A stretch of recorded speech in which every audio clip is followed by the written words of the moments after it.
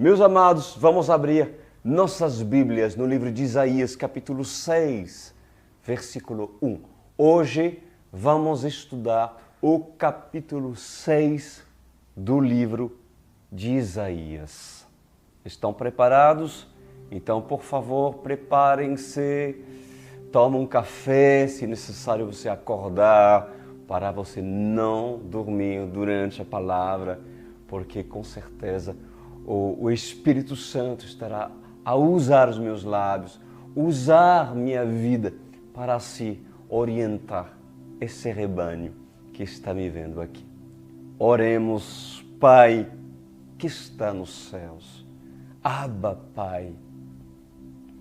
É com muita alegria e privilégio que recebemos a Sua palavra, que mediante a leitura, Senhor, o Senhor possa mostrar, revelar, ensinar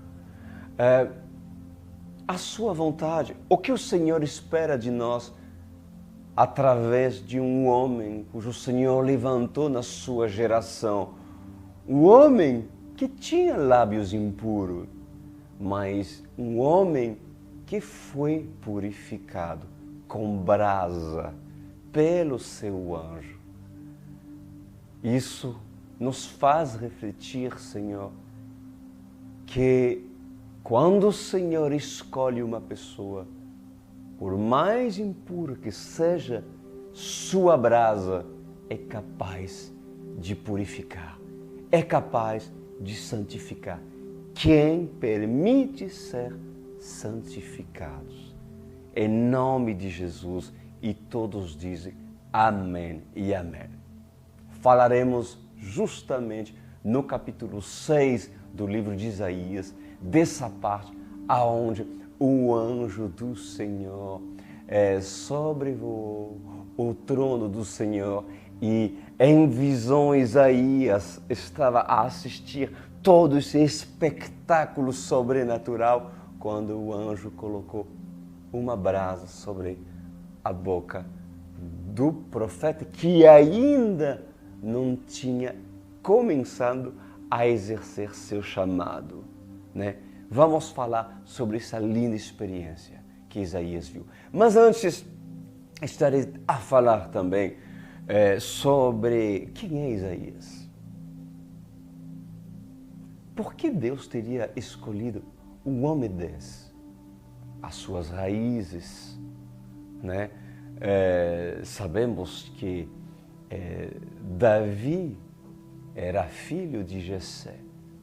Davi tinha um pai, tinha raízes e sempre que estudamos acerca de um livro, quando nos for dado a possibilidade de conhecer quem escreveu o livro, isso nos dá muitas informações e nos ajuda muito a descobrir o que se passa na cabeça daquele que foi inspirado por Deus para nos deixar até o dia de hoje um livro tão profundo e tão profético como foi o livro de Isaías.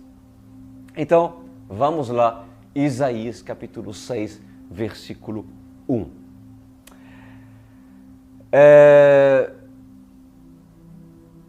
Vamos falar sobre Isaías. Sobre Isaías. Quando começou o ministério profético de Isaías? Então eu vou lhe falar e vou lhe dar uma data exata e precisa. Amém? Exata e precisa. O início do ministério profético de Isaías deu como ponto de partida. Vocês querem anotar? Guardo.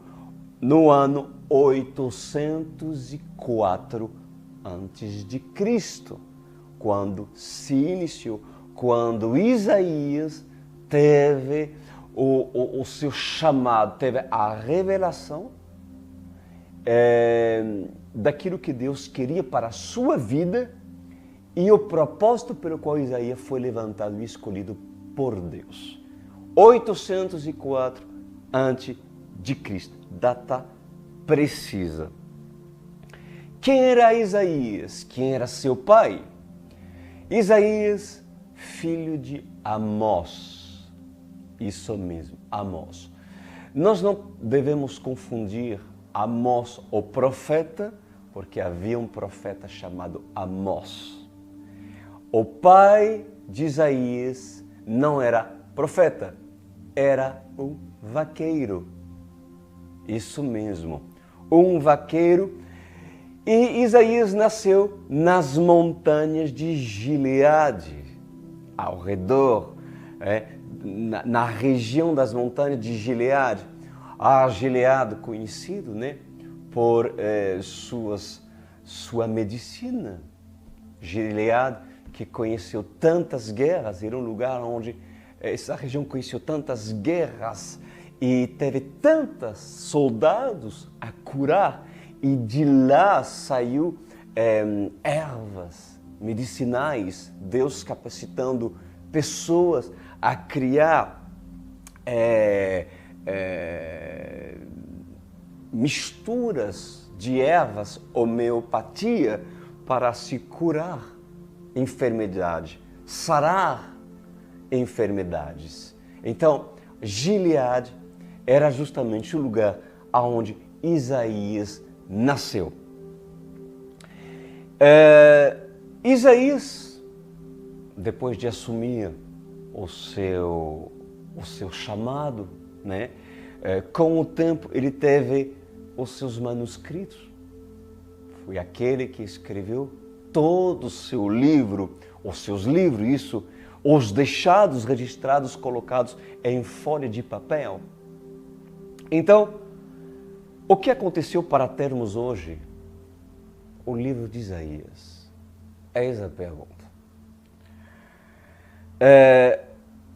Na verdade, Isaías, ele deixou vários manuscritos, mas o homem, ele teve a inteligência de resumir tudo em um só livro. Ou seja, para vocês entenderem o que o homem fez, ele ajuntou tudo em um só livro para facilitar o entendimento daqueles que queriam estudar a vida do profeta Isaías. Por isso que hoje, tudo aquilo que foi registrado em manuscritos, em livros escritos por Isaías, foi colocado apenas em um livro. Agora, vamos entender já acerca das raízes de Isaías. Quem era Isaías antes do seu chamado? Como eu já lhe falei, Isaías era filho de Amós, um vaqueiro.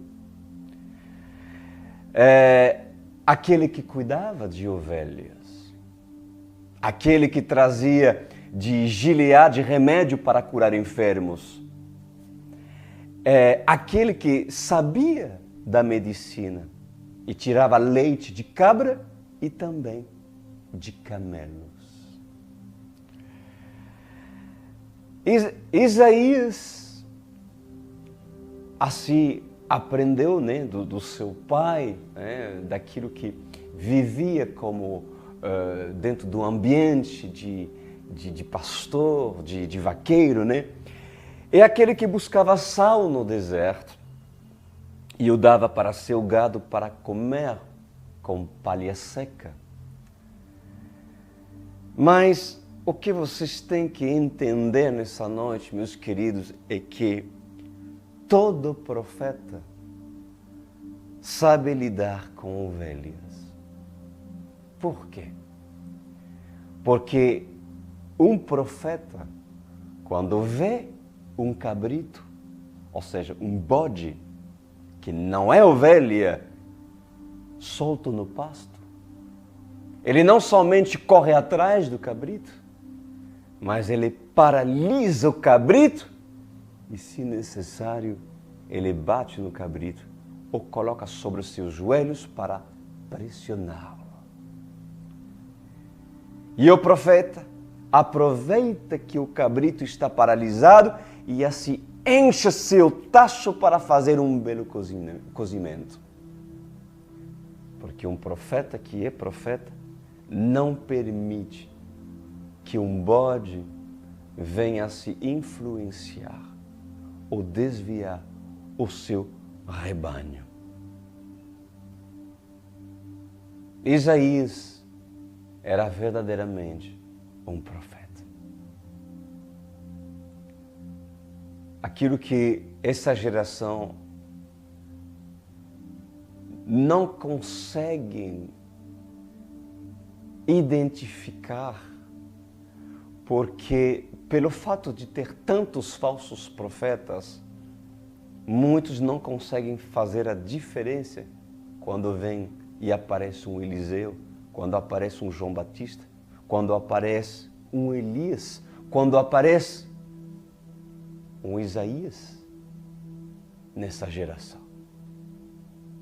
Pois eu vos digo nessa noite que o profeta, que é profeta, ele chega na casa da viúva e pede farinha e azeite para ela.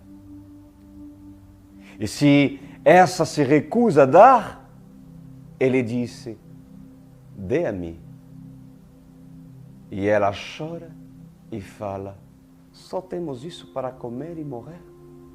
Mas o profeta diz: dê-a-me, eu tenho fome. Um profeta que é profeta pega o cajado e sai correndo pelos campos verdejantes e pelas províncias dos campos secos. E ali ele é considerado como um vaqueiro, apenas um menino que cuida de ovelhas. Um ruivo, o mais insignificante, aquele que não tem valor. Um profeta que é profeta, ele vê o estado de como se encontra a sua terra. E mesmo não vendo nenhuma pessoa e nenhum animal, e mesmo observando que tudo está verde e que a chuva veio, que o orvalho veio e fez com que a terra florescesse na primavera, pois o profeta, que é profeta, olha para o rei Acabe, e fala: eu vejo um vale de ossos secos, porque Israel pecou. E longe e destruída está da graça do Deus vivo. Israel transgrediu a lei, e por ter transgredido a lei, ficou seco como cemitério. Ficou seco como ossos desenterrados. Um profeta que é profeta, ele não profetiza pela boca dele mesmo, mas pela boca daquele que está sobre ele. E manda o Senhor ele falar. Se há um vale de ossos secos, tu consegues ver vida nesses ossos? O homem espiritual não verá ossos, mas o homem espiritual, passando pelo vale de ossos secos, vê o que está seco. Vê a impiedade, vê a maldade, vê a ingratidão, vê a dureza de coração, vê a impureza, vê a falta de comunhão, vê a transgressão e vê toda espécie de injustiça. Vê como o homem se separou de Deus. Vê como o homem transgrediu os mandamentos do Senhor e por essa razão o homem não tem mais o alimento nos campos verdejantes. E faltando trigo, vem a seca por longos anos e os seus gados morrem. E morrendo os gados, os açougues fecham, os riachos se secam, o Pisão seca, o Tigre seca, o Eufrates recua tomando outro rumo e todos morrem. Um profeta que é profeta, profetiza. E quando assim o Senhor manda jogar o martelo no riacho, por mais pesado que seja o martelo não afunda, ele flutua. Um profeta que é profeta, amada igreja, olha para o céu azul sobre época de calor e sobre terra seca e vê chuva em abundância, porque vê sinal no céu, uma nuvem do tamanho da mão de um homem. Um profeta que é profeta, profetiza. E mesmo ele não querendo profetizar a favor de outros reinos, os lábios falam quando assim o Senhor quer que ele fale.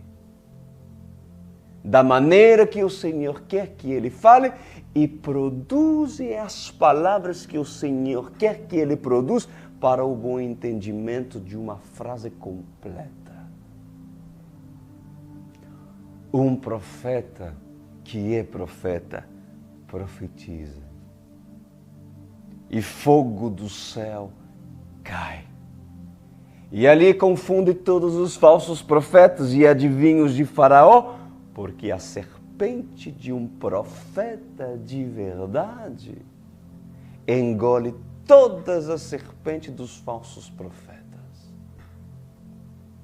Quando o fogo cai do céu, os profetas que não são profetas são envergonhados e são zombados com gargalhadas estrondecedoras. Um profeta que é profeta, amada igreja, fala do que aconteceu, para que os pequenininhos saibam do que houve nos tempos antigos. E ele fala o que deve ser feito no tempo presente, como, por exemplo, arrependei-vos. Mas também fala, eis chegada a hora, e virá do céu aquele que nós esperamos.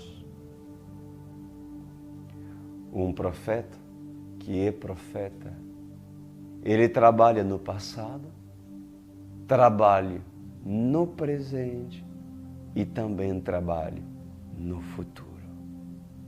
Um profeta que é profeta não se deixa levar ou se ludibriar, pelos manjares da Babilônia. Ele prefere comer legumes, comer mel silvestres, comer gafanhotos, hortaliças ou raízes. Um profeta que é profeta abre a janela do seu quarto e vira na direção de Jerusalém e clama, ó Jerusalém, ó Jerusalém, arrepende-se.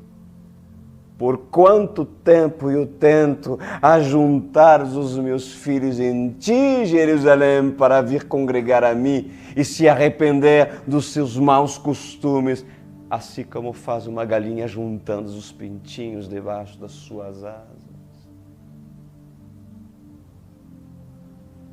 Um profeta que é profeta não se deixa levar pelos manjares de Nabucodonosor.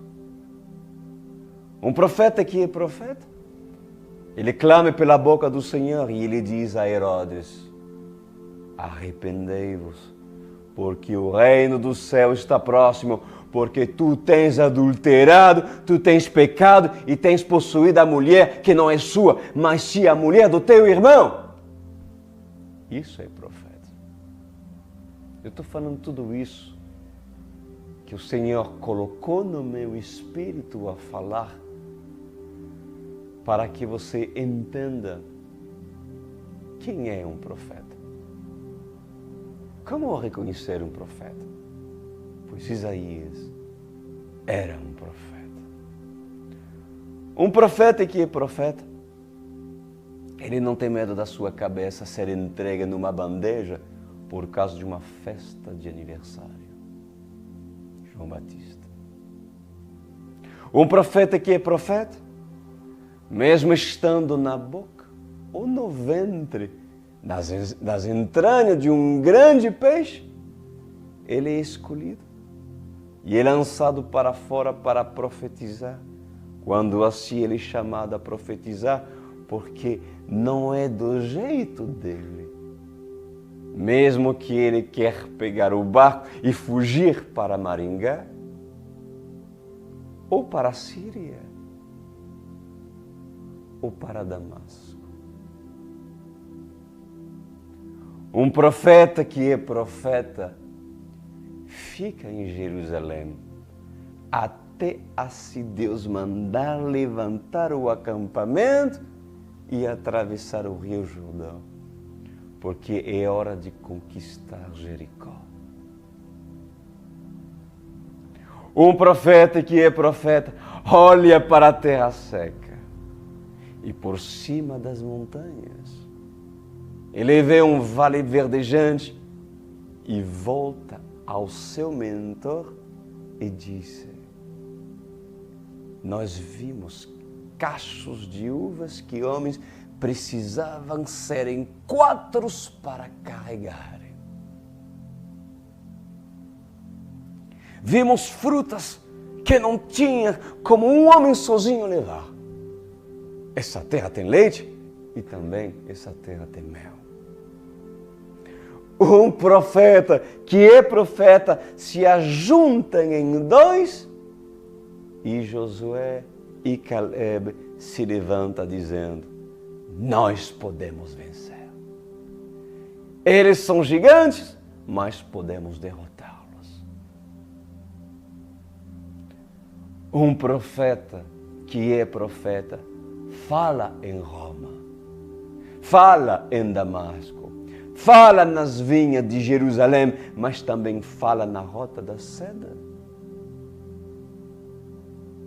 Ele não tem medo no naufrágio. Ele é preso. Ele é apredejado.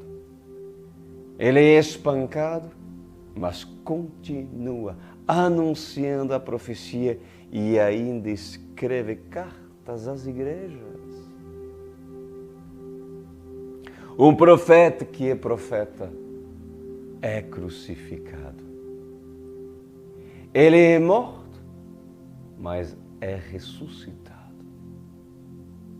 Um profeta que é profeta deixa que o Consolador, o Espírito da Verdade, conduz toda uma geração a crer nas suas profecias.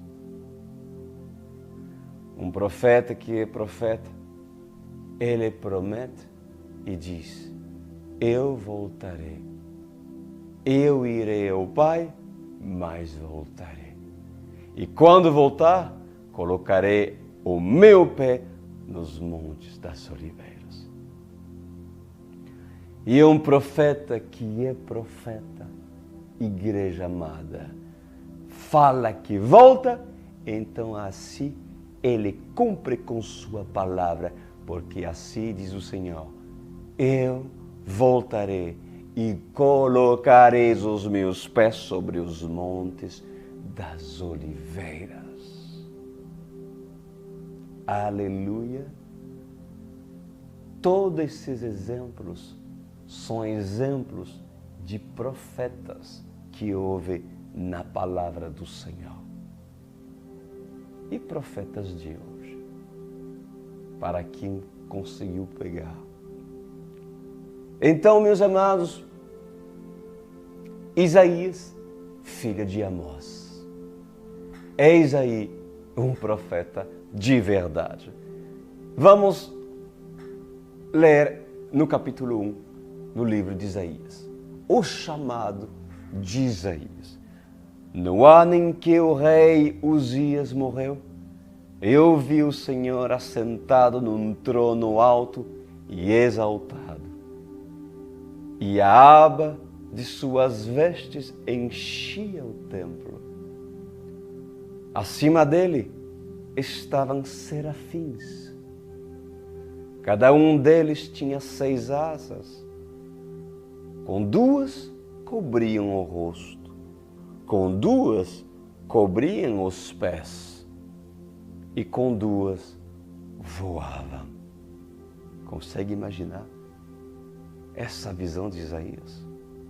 E proclamavam uns aos outros: Santo, Santo, Santo é o Senhor dos exércitos.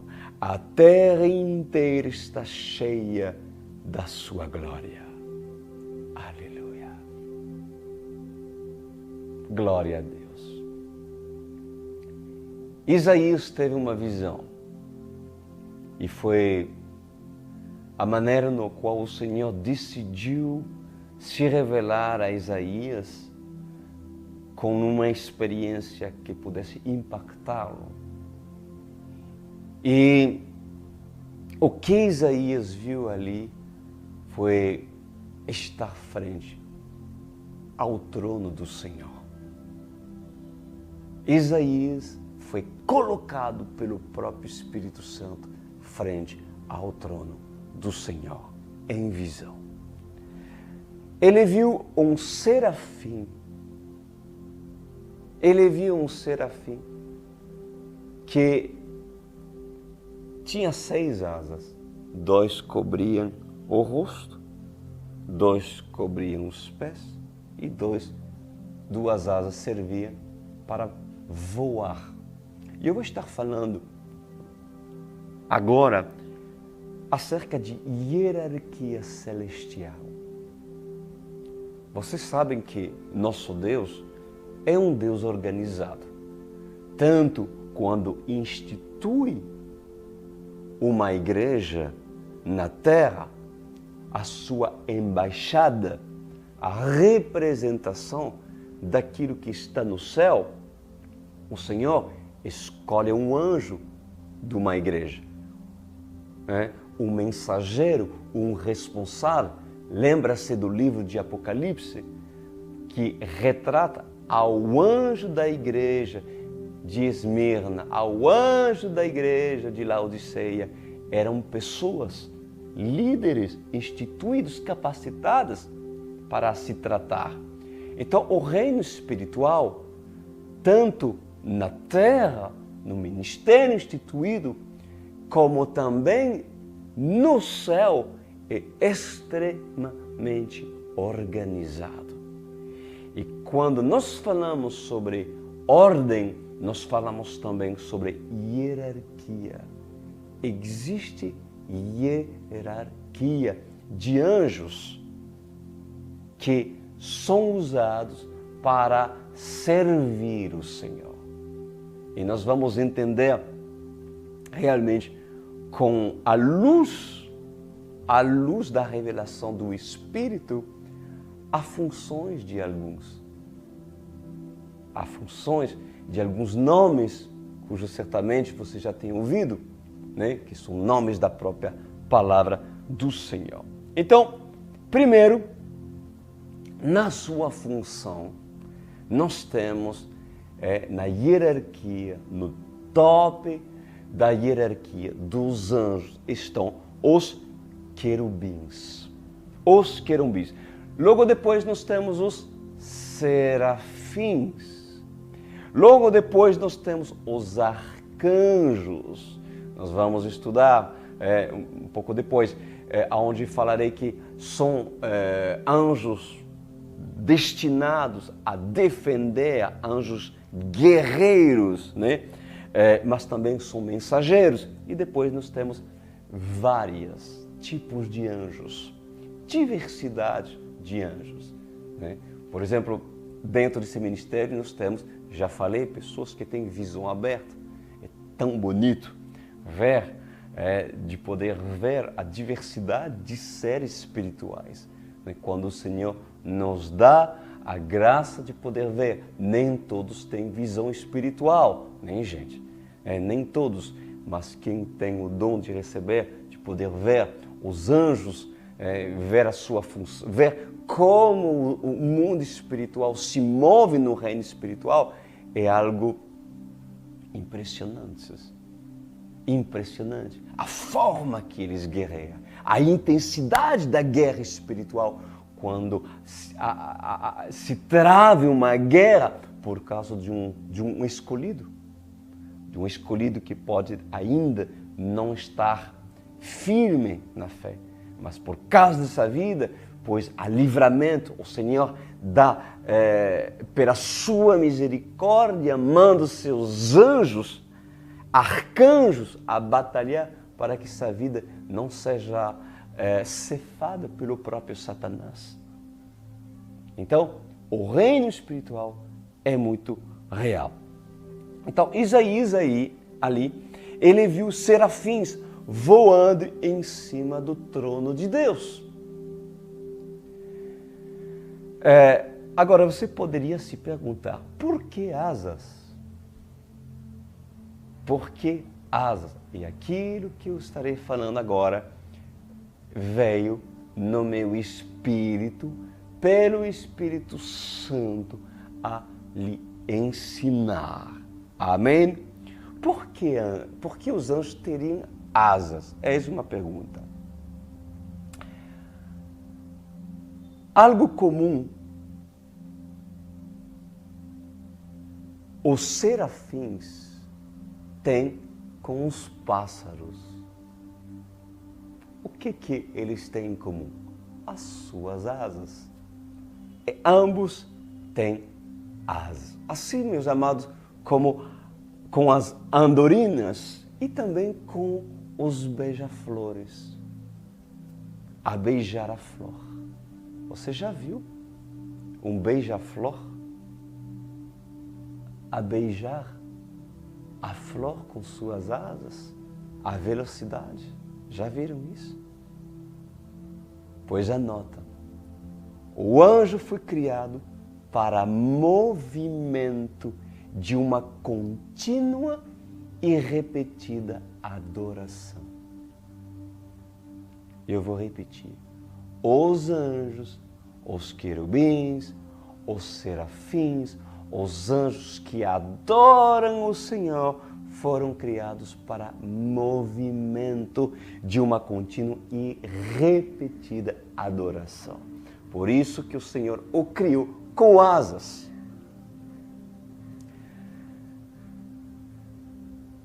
Pois o homem não consegue sair a planta dos seus pés da terra para voar. O homem não tem essa capacidade. Porque para o homem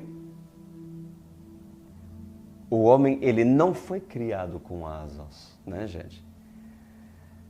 Mas para os pássaros foram criadas asas. E para anjos foram criadas asas, dando oportunidade para que os anjos pudessem assim rodear, rodear e rodear e não parar.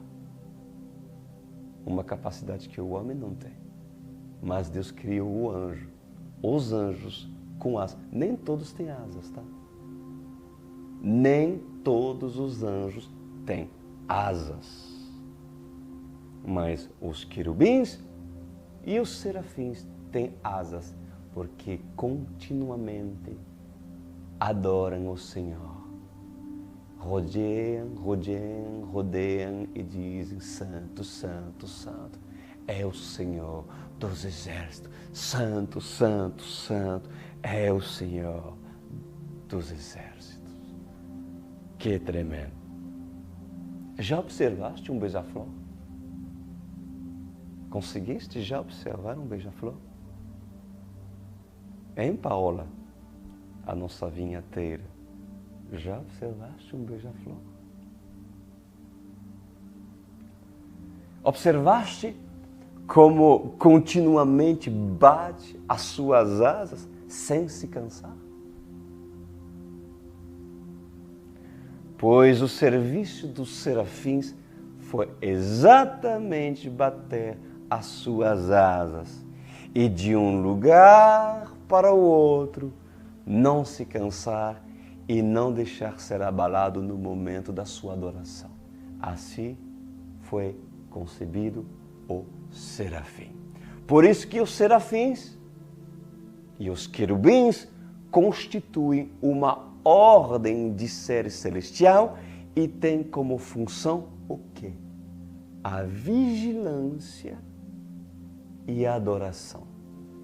Tanto os querubins, os maiores, vigilância e adoração, mas também os serafins. Vigilar o trono do Senhor, vigilância e também adoração. Eles são agentes da purificação do fogo. Como dizem os hebreus, e também como dizem os rabinos, mas os rabinos messiânicos, né, que reconhecem e creem em Yeshua, eles dizem que os serafins são a raiz de sarafa. Sarafa, que significa no hebraico queimar, consumir com fogo. Porém, no aramaico, a palavra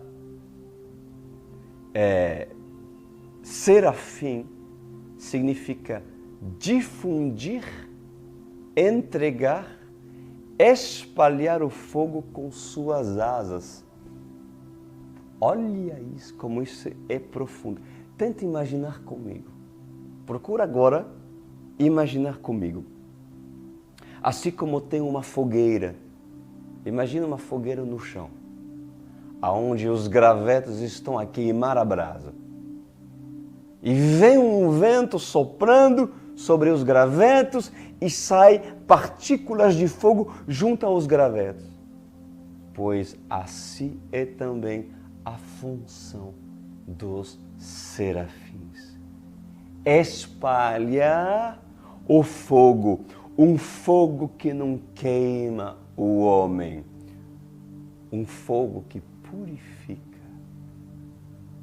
um fogo consumidor que consome apenas o pecado e que difunde partículas da luz do Criador. Essa é a função dos serafins e também, semelhantemente, dos querubins. Querubins em hebraico também é falado querubim em hebraico. Querubim em hebraico significa celestial. Simboliza guardiões, aqueles que preparam o caminho e aqueles que vão adiante sem olhar para trás, porque sabem o caminho a seguir. Isso é a função e o significado de querubim. Os querubins são guardiões, meus amados, que conduzem o homem à retidão, que conduz à exatidão, à perfeição, e eles são guardiões da verdade, guardiões da santidade, guardiões da luz, como também os arcanjos. E arcanjo significa o quê? Arcanjo significa aqueles que guerreiam. São guerreiros. Em aramaico, significa aqueles que lutam. Alguns os consideram como homens guerreiros ou deuses guerreiros, mas na realidade são serviçais do reino. Estão prontos a batalhar e prontos para defender qualquer espécie de brilho que vem por parte da santidade. Essa é a função dos arcanjos. Os querubins, eles possuem uma força sobrenatural. Os querubins possuem conhecimento, sabedoria e traz a iluminação divina, né, que reflete a beleza do Criador.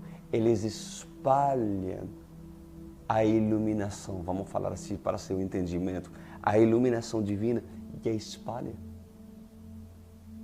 Você já ouviu falar de um querubim que difundia a luz? Já ouviu falar que andava sobre pedras fogueadas? O próprio Lúcifer era um querubim.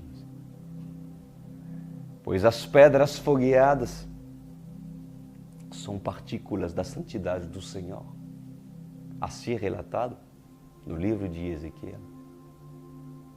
Lúcifer andava sobre pedras fogueadas, porque Lúcifer, ele difundia a luz, porque a presença do Senhor era tão grande, que assim o papel de Lúcifer, quando estava com o Senhor, era difundir. Bater das asas e difundir. Chega tu perto de uma fogueira e começa a abanar os gravetos e verás o que vai acontecer. Faça tu essa experiência, amada igreja, e entenderá a função do querubim de difundir a luz, pois essa é o papel dos querubins. Pois é necessário todo o ambiente receber essa luz difundida, porque há uma luz que nunca se apaga. E a função do querubim é difundir a luz. A função que foi incumbida a Lúcifer também foi incumbida a Miguel. Anjo que difunde a luz na atualidade e o anjo mensageiro, aquele que propaga e aquele que guarda. Miguel. E o que dizer do arcanjo Gabriel? Então, isso foi uma pequena parêntese para nós entendermos o que Isaías viu quando viu um serafim e se aproximou dele e junto adorou. Santo, Santo, é o Senhor dos Exércitos. Vamos continuar. Olha que fala no versículo 4.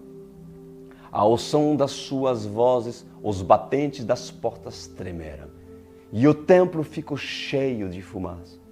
Então gritei: ai de mim, estou perdido, pois sou um homem de lábios impuros e vivo no meio de um povo de lábios impuros.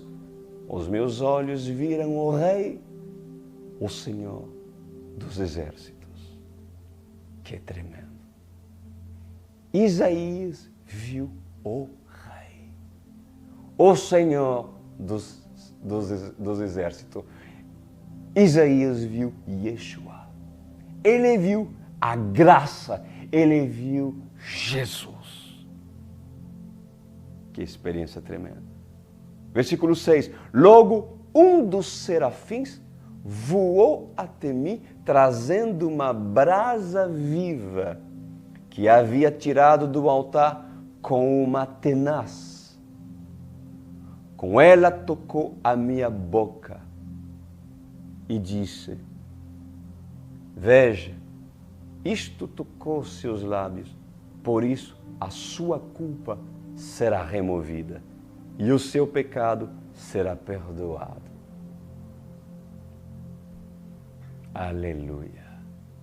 Meus amados, por acaso a palavra de Deus não seria uma brasa que purifica o impuro daqueles que me assistem hoje? Pois há uma fogueira nesse ministério. Há muitos gravetos acesos. E cada vez que me apresento perante vocês, o Senhor me leva a escolher um graveto, uma brasa para queimar uma área da sua vida que precisa ser santificada. O anjo da igreja é direcionado pelo Espírito Santo. O pastor Cris é direcionado pelo fogo do Espírito a escolher a brasa específica que será usada para queimar aquilo que o mundo sujou em você. Aquilo que o sistema do mundo maculou pelo pecado.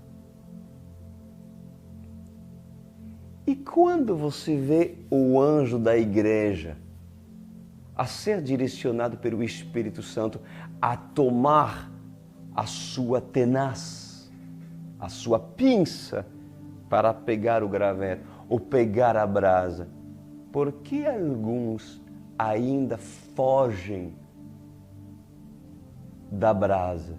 Por que alguns ainda fogem porque não querem se queimar pela brasa da palavra do Senhor?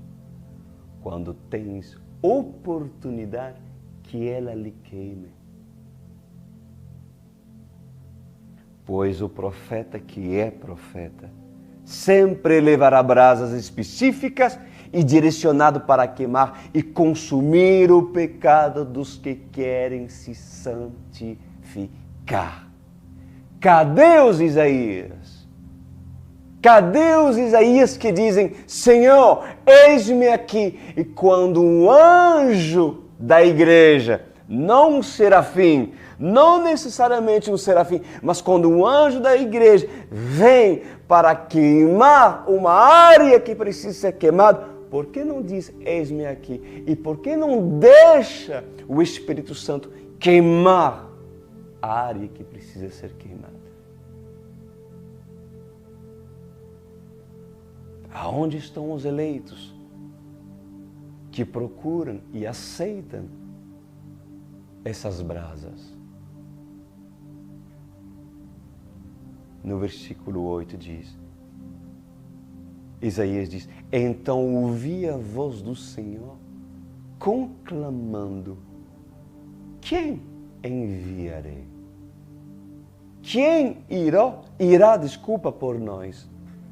E eu respondi, eis-me aqui, envia-me. Irmãos, não há chamado que seja possível se antes não se deixe tocar pelas brasas. Antes de assumir qualquer chamado, deves tu ter deixado as brasas do Senhor queimar as áreas que precisam ser queimadas.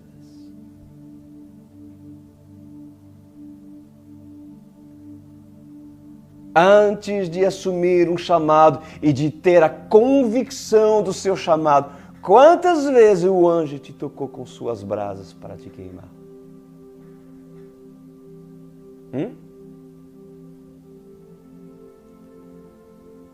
Pois esse fogo não mata. Porém, esse fogo purifica e santifica aquele que é chamado. Por acaso, Deus não é aquele que se apresentou para Moisés como chama de fogo, que não consumia a árvore? Lembra da sarça ardente, que não consumia a árvore? A acácia. Lembra disso? Deus é um Deus de fogo. De fogo. Olha o que diz no versículo 9. E ele diz, o Senhor diz para Isaías, vá e diga a este povo, estejam sempre ouvindo, mas nunca entenda. Estejam sempre vendo e jamais percebam. Tornem insensível o coração desse povo. Torne surdos os seus ouvidos e feche os seus olhos. Que eles não vejam com olhos e não ouçam com os ouvidos e não entendam com o coração, para que não se convertam e sejam curados. Esse versículo aqui foi usado pelo próprio Senhor. Você pode ler parte que Jesus usou desses trechos em tempo da graça. Há pessoas, meus amados, que mesmo vendo com os olhos, não percebem nada. E mesmo ouvindo com os ouvidos, não conseguem entender nada. Deus não teria poder para se fazer entender dessas pessoas? Sim ou não? Deus não teria poder para se fazer entender? E por que Deus falava em parábola e continua falando em parábola? Porque Ele não quer que todos entendam. Porque se Ele quisesse que todo mundo entendesse, não falaria por parábola, mas seria claro e específico. Em muitas coisas o Senhor foi muito claro e foi muito específico. Mas em muitas outras oportunidades, o Senhor falava e continua falando em parábola, para que muitos que vê não conseguem ver o que o Senhor quer para as suas vidas. Para que muitos cujos têm ouvidos não conseguem entender nada aquilo que é falado por parte do Senhor. Há pessoas que por parte de Deus são impedidas a ver para que essas pessoas não venham a se salvar. Já falei tantas vezes isso. Por quê? Por causa da dureza do seu coração. A salvação do Senhor é um assunto de revelação. Por causa da essência de um coração humilde, Deus se deixa a se revelar para essa pessoa. Porque quem dá a revelação no espírito do homem é o Espírito Santo, que escolhe habitar em templo que Ele escolheu habitar. No versículo 11, diz assim: então eu perguntei, até quando, Senhor? Isaías diz o Senhor. Ou seja, olha só, tenta entender comigo. O Senhor diz, fala para o meu povo, vocês não vão ver, vocês não vão ouvir, vocês não vão entender nada. Eu fecho os seus olhos, eu vou tornar vocês cegos, eu vou tornar esse povo surdo espiritualmente. E ali Isaías diz, Senhor, até quando, Senhor, esse povo vai permanecer surdo e cego? E o Senhor respondeu, até que a cidade esteja em ruínas e sem habitante, até que as casas fiquem abandonadas e os campos estejam totalmente devastados, até que o Senhor tenha enviado todos para longe e a terra esteja totalmente desolada. E ainda que 1/10 fica no país, esses também serão destruídos. Mas assim como o terebinto e o carvalho deixam o tronco quando são derrubados, assim a santa semente será o seu tronco. Isaías perguntou, até quando esse povo permanecerá cego, sem ver meu Senhor? Parafraseando, né? O Senhor responde, até que seja destruída e totalmente desolada a cidade. Entenderam ou não entenderam profeticamente? Até quando os judeus, Israel, ficará cega e não conseguirá ver que Jesus é o Messias? E estará com o coração endurecido. E muitos judeus ortodoxos, radicais, ainda até os dias de hoje, sacrificam animais, sendo que não reconhecem o cordeiro que se sacrificou. O que você acha que acontecerá quando os israelitas serão cercados pelo temível exército do anticristo? O que você acha que vai acontecer?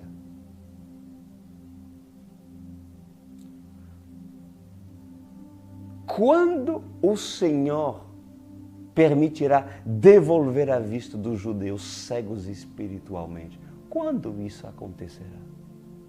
Quer saber?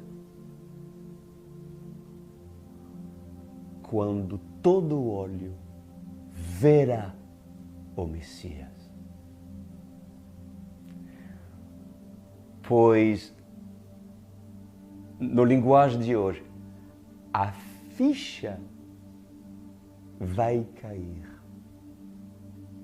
quando os judeus, cercados pelo anticristo, o exército de Gog e Magog, não terão mais recurso, serão isolados, serão prestes a ser totalmente esmagados, pois o pouco que ficará dentro da cidade de Jerusalém, junto com a parte da noiva de Cristo que estará nela, pois a ficha vai cair. E a cegueira deles será curada. A surdez desses será curada quando das nuvens o Senhor dos exércitos virá para tomar Jerusalém e habitar nela. Aleluia! Pois não cabe dúvidas que os judeus religiosos que não acreditavam em Yeshua, em Jesus, irão ver a coxa do Mestre, a coxa de Jesus, a coxa de Yeshua, e também naquele dia saberão que é aquele que eles rejeitaram. Vai ter muito choro, vai ter muito grito de lamento. Muitos irão crer e lamentar. Muitos judeus irão crer e irão lamentar. Não foi assim com os irmãos de José? Lembra disso, a história de José? Quando José tirou a sua roupagem de nobreza egípcia e sua maquiagem, e diz, em frente dos seus irmãos, eu sou aquele que você perseguiu. Eu sou o irmão que você rejeitou. Sou eu que hoje vos salvo da fome e da miséria. Judá, Issacar, Zebulon, os irmãos de José, Levi, não ficaram envergonhados e extremadamente entristecidos por descobrir quem eles tinham rejeitado e quem eles tinham perseguido? Pois assim será no fim dos tempos, quando o Messias virá e os irmãos menor, rebelde de Yeshua, reconhecerão o José que há de vir. Foi necessário que os irmãos de José tivessem fome.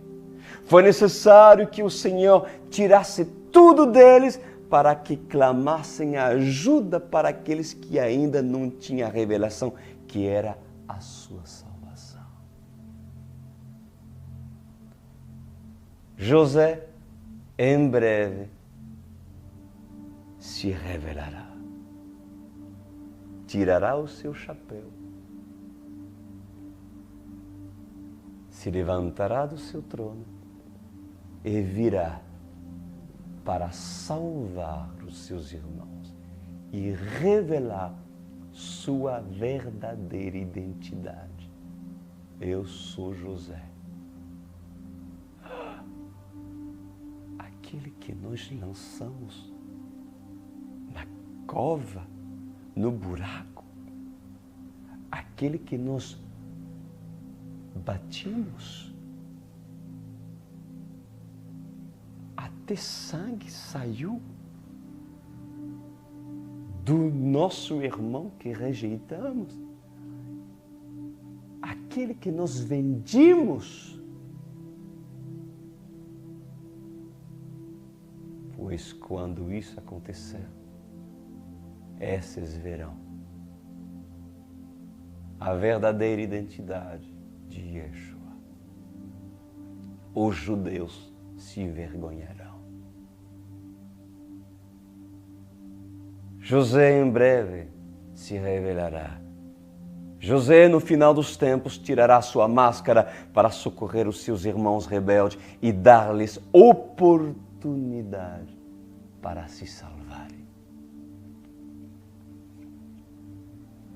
Mas até então, é necessário que Israel, que os irmãos de José estejam ainda endurecidos.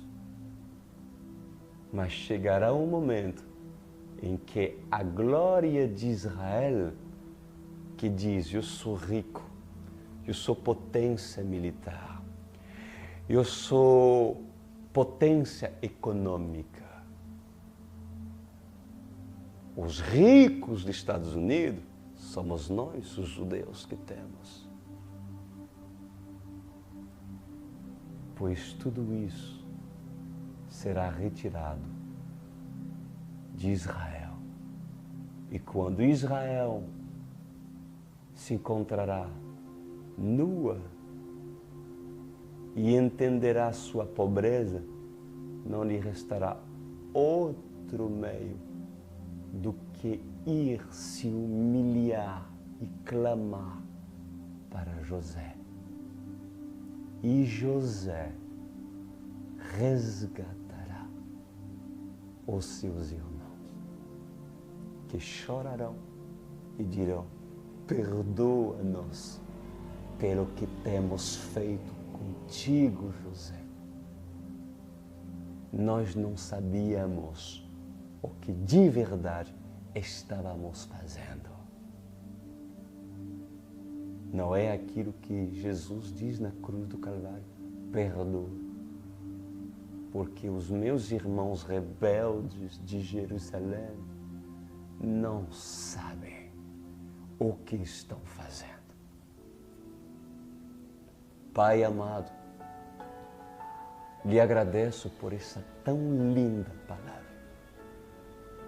que o Senhor deu como visão a Isaías. Que a brasa dessa palavra possa queimar alguns lábios, alguma área da vida daqueles que nos assistem. E que essa queimadura proporcione uma mudança.